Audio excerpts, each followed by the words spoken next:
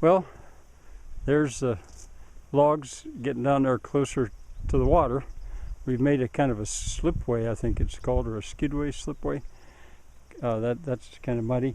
And we've got these still to take down. A bunch of them have broken up. And right there's the ox man. There's Adam. He showed up. He's been helping me. Camera break. There's a little bit of a wind that may be blowing on the camera. You may not be able to hear, but you hear of a stringer of fish. There's a stringer of raft material, logs. And we still have these. I started with the longest ones. Adam's working on cleaning the nails off them. Well, Adam, the ox man, strong as an ox, is not here with me today. But we have a stringer of logs, raft material. I'm going to continue to clean these up, these shorter ones, and see if there's anything I can use in them. And then we'll see. Maybe I'll start lashing things together. This doesn't really pertain much to the raft, but you can see that this is a rafter. There you go, rafter. You can tell by the way it was nailed. There's a whole bunch of nails on the top. That comes from the shingles or the shakes or the roofing or whatever. And then, and the fact that it wasn't even flattened on top. It comes out of an old building. And the shape of it, how can you best see that? That was at the bottom, and that was up at the top. There we have the worst of the worst.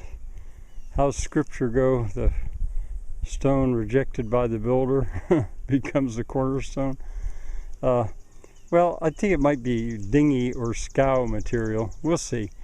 I guess it's time for me to wade into the pond though and start lashing things together.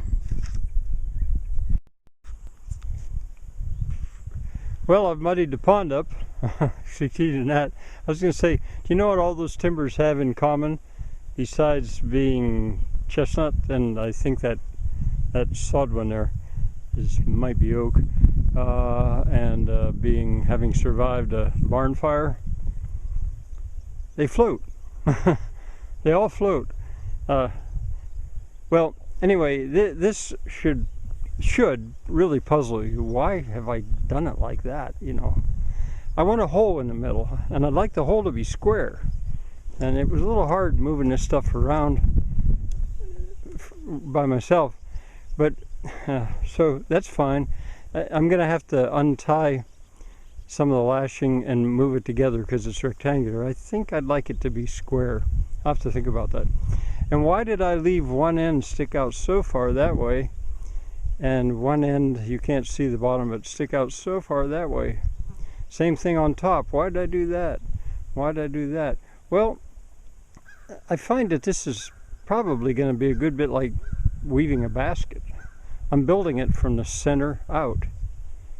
A little hard to explain, but stay tuned. And Eleanor, this is for you. You said you wanted a blow-by-blow account, and you're getting it.